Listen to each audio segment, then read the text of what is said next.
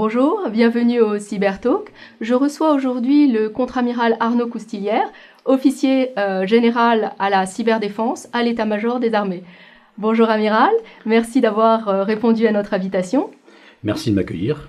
Vous avez une carrière qui s'est orchestrée entre de l'opérationnel et des postes à responsabilité au sein de différents états-majors. Au sein de l'état-major des armées, vous êtes nommé en 2008 officier de cohérence opérationnelle en charge des domaines des télécommunications et de la cyberdéfense. En février 2011, chargé de mission cyberdéfense, en cohérence avec l'extension des missions de l'Agence nationale de sécurité des systèmes d'information. Depuis le 1er juillet 2011, vous êtes donc officier général à la cyberdéfense. À ce titre, vous occupez deux types de fonctions.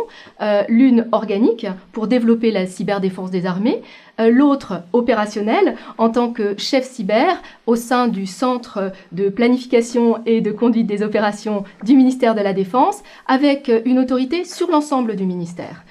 À l'énoncé de votre parcours, on se rend compte de la montée en puissance de la cyberdéfense au sein du ministère de la Défense, à l'image de ce qui se passe à l'étranger et au sein des autres institutions de l'État. Pouvez-vous nous exposer quels sont les enjeux aujourd'hui de la cyberdéfense pour le ministère de la Défense ? Tout à fait. Aujourd'hui, ce nouvel espace est considéré chez nous comme quelque chose d'absolument essentiel. Et en ce moment, dans les priorités du ministère, c'est une des principales priorités. Or, depuis une vingtaine d'années, pour revenir un peu sur l'histoire, nous sommes passés autour de notions de maîtrise de l'information, de transmission de l'information, ensuite à des opérations en réseau.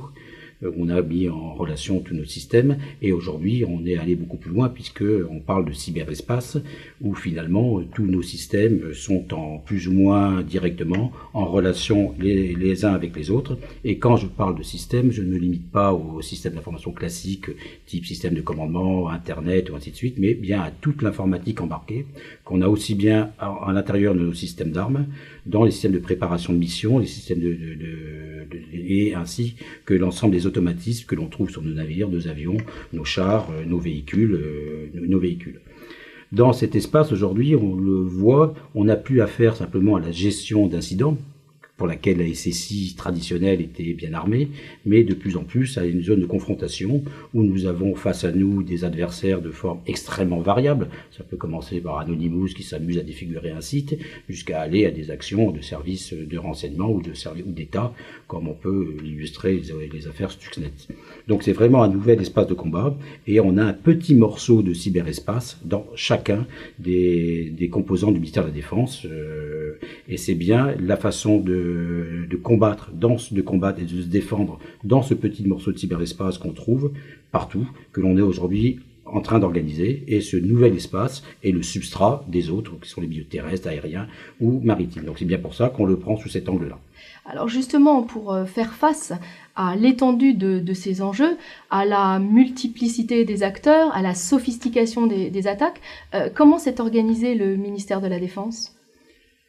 Nous avions déjà un certain nombre de fondamentaux assez sains et aujourd'hui nous avons créé pour piloter la façon de se comporter dans ce nouvel espace, une vraie chaîne opérationnelle. Donc on est en train de séparer petit à petit tout ce qui est la SSI au sens classique du terme, dont le métier est de fabriquer des systèmes qui auront une aptitude à opérer en sécurité dans ce système d'espace, comme il faudra qu'on ait des avions capables de voler en sécurité, des bateaux capables de naviguer en sécurité. Donc il faut que nos systèmes d'information soient capables d'être utilisés en sécurité dans le cyberespace. Ensuite, on emploie dans un domaine opérationnel ces systèmes et on rend des notions de qualification opérationnelle et de chaîne opérationnelle.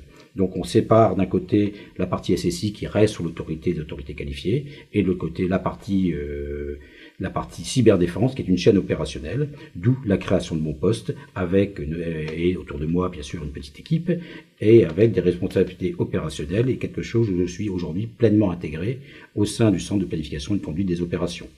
Pour mener ma mission, j'ai autorité sur un certain nombre de cellules du CPCO, mais aussi je peux bénéficier de l'appui de l'ensemble des cellules. et je dispose de relais, parce qu'on a aussi réformé l'ensemble des armées, sur les relais vers l'ensemble des unités des armées, y compris les unités plus élémentaires.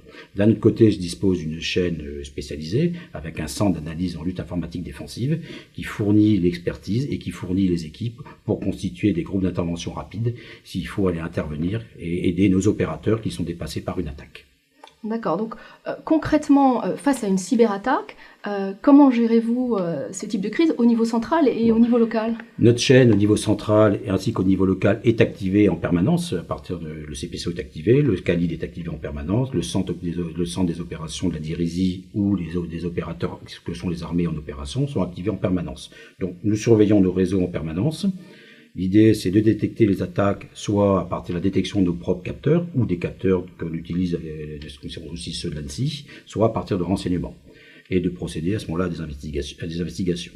Une crise ou un incident est immédiatement détecté, nous remonte, et en fonction du niveau de gravité, soit c'est la chaîne normale qui la traite, donc la cellule qui va bien au sein du CPCO, soit on passe à son posture de crise, et à ce moment-là, je déploie, soit au sein du CPCO, soit dans un EMO d'un état-major d'armée, si c'est qu'une armée considérée, une cellule de crise, qui est ensuite capable de devenir la composante cyber d'une cellule de crise plus générale, parce que généralement, un événement cyber, ça a des conséquences sur le fonctionnement général.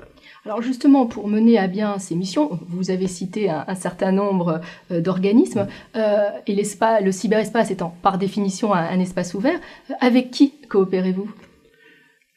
Oui, cet espace va d'abord très vite et ensuite gomme toute notion de frontière. Donc effectivement, on a besoin de coopérer avec énormément de gens. Donc on va coopérer selon des cercles un peu concentriques. Premier cercle, c'est la coopération au sein du ministère. Pour une coopération, on a besoin d'un appui technique, donc on coopère de plus en plus avec la DGA. Donc c'est-à-dire que les équipes de la DGA nous soutiennent la chaîne opérationnelle de façon extrêmement proche et de plus en plus réactive. De l'autre côté, quand on va essayer de voler l'information, manipuler notre information, on va avoir besoin de la contre-ingérence et des capacités de la DPSD. Donc ça, c'est le premier cercle de coopération, DPSD et services au sein du ministère. Deuxième cercle extrêmement important, c'est la relation avec l'ANSSI.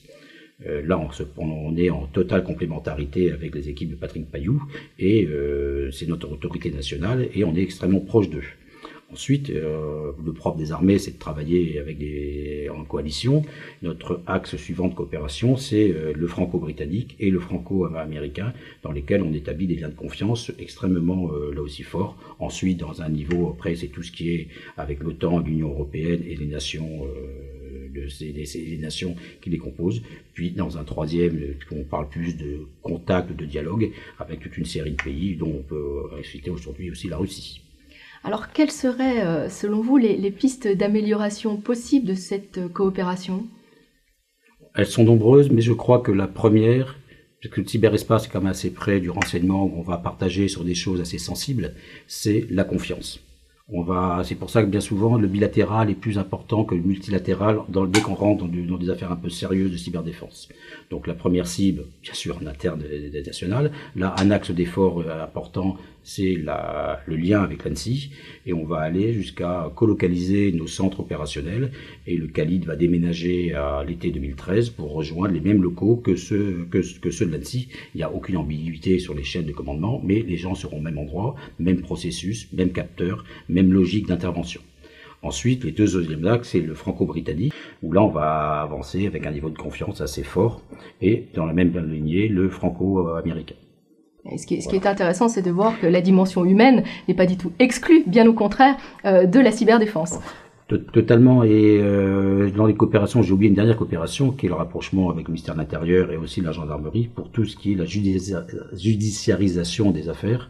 Et là, on va essayer de se rapprocher utiliser les gendarmeries spécialisées et les équipes NTEC qui existent dans ces gendarmeries. Oh, d'accord. La dimension humaine, effectivement, est extrêmement importante et on peut mettre tous les systèmes que l'on veut sophistiqués. Si les individus qui sont sur le client ont des mauvais comportements, on pourra ne rien sécuriser. Alors justement, pour rebondir sur cette dimension, la problématique effectivement, enfin l'une des problématiques de la sécurité dans le cyberespace est celle de la diffusion de ce que l'ANSSI appelle les règles d'hygiène informatique élémentaire. Quelles sont les actions que justement vous mettez mettez en place au sein du ministère pour sensibiliser vos personnels? C'est un chantier qui est énorme, que nous allons lancer. L'hygiène informatique, on y croit totalement et c'est notre leitmotiv. Premier axe, on va reprendre toute la formation SSI qui est donnée à l'ensemble des gens du ministère et on va surtout la réorienter vers des choses simples, des règles de bon sens, d'hygiène et essayer d'entretenir cette formation tout au long de leur carrière. Après, on a toutes des séries d'autres actions, beaucoup plus spécialisées vers des populations techniques, et ensuite surtout une formation opérationnelle vers tous les gens qui sont dans les filières de commandement opérationnel, en commençant par les écoles d'officiers et en allant jusqu'aux écoles de guerre et au CHEM, avec un rôle très important donné à Saint-Cyr-Côte-Quidan et dans notre pôle d'excellence de formation en région Bretagne, autour de Rennes, avec l'école Saint-Cyr-Côte-Quidan, l'école des transmissions de l'armée de terre qui reçoit une mission interarmée.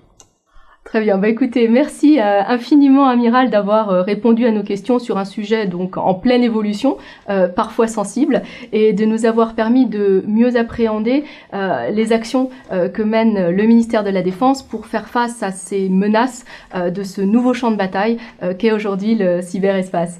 Merci à vous de nous avoir suivis et à bientôt pour un nouveau Cybertalk.